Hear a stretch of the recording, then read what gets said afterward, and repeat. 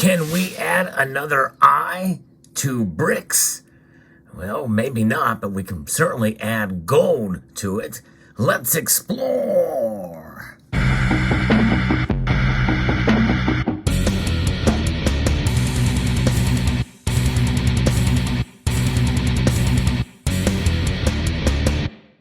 The BRICS nations, which stands for Brazil, Russia, India, China, and South Africa, and some people think that perhaps soon we may have another S with Saudi Arabia.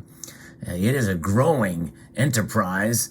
Many people consider it now BRICS Plus because there's other nations around the world that are looking to join perhaps this acronym of these nations that have kind of a loose connection, but they do meet to discuss trade and other policies to try to de-dollarize. De-dollarization is all the rage. You've been hearing that more and more in 2022, and here in 2023, it is continuing for sure. Well, now it is out in the open, and this is breaking news. Russia and Iran are now actively discussing using gold as a form of trade. And this is quite interesting. This is coming to us from then24.com. Something I've found. Russia and Iran are discussing the creation of a joint gold-backed stablecoin. And stablecoin is the thing that we should take into consideration here because it's much more stable, I guess would say, than cryptocurrencies, hence the name, right? And so if you make it backed by gold, it's going to be all the better. And this is just a precursor to kind of what is down the pike, and again, my knowledge is very limited on stable coins and even cryptocurrencies. But from what I understand, this is kind of the road we're heading down with central bank digital currencies, essentially creating, these stable coins with a digital ledger to be able to track transactions and the like. And if you tie that with ESG and certain governments with these purposes to control the population, they will do it. But in this case, they want to have a stable coin to be able to trade and have it backed by gold. And again, the technology, there's nothing wrong with the technology at all. It's really about how it's utilized. And of course, in this case, it's going to be utilized to circumvent the dollar, which in many cases is understandable for some of these nations for a myriad of reasons. But nonetheless, all fiat currencies really are in trouble as they are continually being printed ad nauseum. And this is modern monetary theory in practice. And, the people talk about how these central banks have their tricks up their sleeves, or their tools, really. They really are just tricks. They're turning tricks on us, folks. There's no question about that. All these central banks, it's not just the Federal Reserve, but other banks around the world are kind of doing the same thing. And they all can do it because they're getting away with it because they're all are in agreement with it. It's all part of the World Economic Forum. If they start to fall and falter and lose faith, well, they'll just reform and reset everything. That's what it's about. That's where we're going. But now to the news of this story. And if you enjoy the news on precious metals and all things related to discussing these metals, gold, silver, platinum, palladium, I hope you will consider pressing that thumbs up button down there below and subscribing to the channel if you've not done so already. So this piece is coming to us with a little bit of a disclaimer. The material in this message was created or distributed by a foreign media outlet acting as a foreign agent, or a Russian legal entity acting as a foreign agent. So can we trust this information? Well, and that's just it. I don't know. It's a little disclaimer here by what was printed here from the 24.com where I found this story. But it is, according to the text of the story, it looks like this is active, and I would not be surprised if it was true. Given the fact that a lot of media out there, Western and Eastern, typically does have an agenda, and you have to take that into account as well. So take everything for a grain of salt, no matter where you hear it, including if I repeat it on this platform here. So that was kind of, a little bit of a disclaimer on that. And the story goes on. The Central Bank of Iran is considering the possibility of creating, together with Russia, a certain token of the Persian region in order to use it as a means of payment in foreign trade settlements.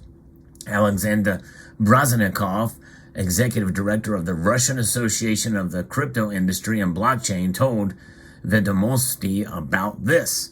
According to him, they plan to provide the token with gold. That is, it will be. It is assumed that the token will work on the basis of the Special Economic Zone and Astrakhan, where this year they begin to accept cargo from Iran. And the fact of negotiations on the creation of a stablecoin was confirmed by State Duma Deputy Anton Chikhatchev, who is member of the Committee on Information Policy, Information Technology, and Communications. He noted that this topic will be actively discussed at the state level only after cryptocurrencies are fully regulated in Russia. He noted that the full rules for the use of cryptocurrencies should appear in 2023. So there they are, and that's just it. A lot of these nations, they want to regulate the cryptocurrency, and that's one of the drawbacks, I think, to cryptocurrencies. It is kind of like the Wild West.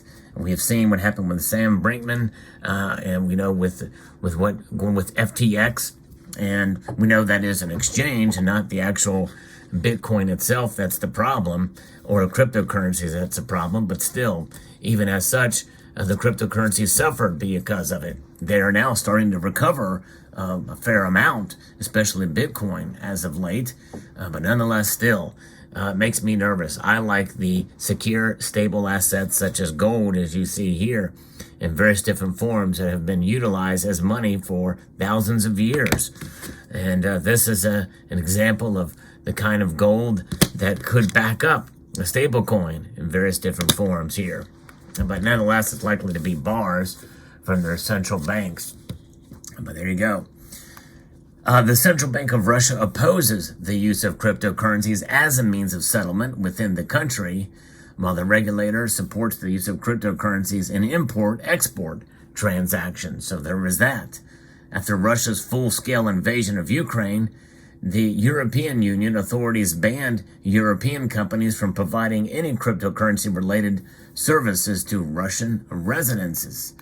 And so that is the where it stands now. So Russia is trying to find other avenues in order to trade, and Iran is an ally, certainly, of Russia, and so this is why this is being explored, strengthening the BRICS, and also maybe even adding to it with Iran. So very interesting news to report here, and really, in a sense, predictable in some ways, especially the de-dollarization tends to be the thing of the day, and not only in Eastern nation, but also even somewhat U.S.-friendly nations. They see as what we're doing here, even though the dollar is the strongest of the currencies out there, at least for now, it is still weakened by inflation. And that is something that shall continue. As it continues to be a threat, not only domestically, but worldwide, you very well may see these dollars, as much tightening as the Federal Reserve does, we may see some of the dollars come back into the United States and start to circulate there, exacerbating inflation, and potentially could lead to a hyperinflationary system because of all the money that's been printed since about 2012, 2013. Quantitative easing there. So it'll be very interesting to see where things are going. But nonetheless, I think that this news is so important because gold is going to be the foundation for this new stable coin for trade between these two nations and maybe even others in this active discussions there. And, they'll be, on the same sheet of music, and gold is that sheet of music. And that is something that many nations should consider, including the United States. But nonetheless, we will be dragged kicking and screaming to gold if it ever comes to that. But again, I think we're quite a ways off before we see that. And we have to keep in account that this is just another chip in the armor of the dollar's hegemony. And so we're going to continue to see stories like this, I think, creep up in 2023, and I'm going to cover them as much as I can. But this is something that is new, that is out there now in the marketplace, and we're in the news cycle for what they are considering doing. China and Russia actively discussing this, if we can believe the story. What does this mean for us? Well, as is always the case, this just goes to tell you that no matter what nations do, whether they may be using gold because they may be forced into it sooner than we are, gold is always the answer. Gold is the foundation of the entire monetary system, in the end, when you think about it, as the Bank of International Settlements has just merely recognized what we knew all along throughout history. Those of us who have studied precious metals, we know that gold has stood the test of time. Long before the Bank of International Settlements was ever a thing, it was noted as the God's Tier 1 asset. That's right. And gold is money and has been for thousands of years and will continue to be for thousands of more years. That is the case.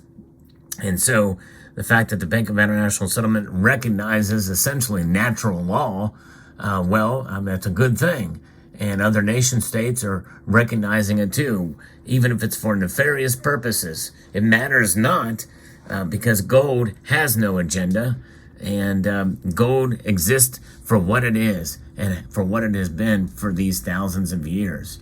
So there you go. Let me know what your thoughts are about gold and about its use and it's active in these discussions as a stable coin for trade between Iran and Russia. I'd love to know in the comment section below, and I would like to extend a multitude of gratitude to all of you for taking the time to watch this video, and to encourage you to please rate, share, comment, and subscribe.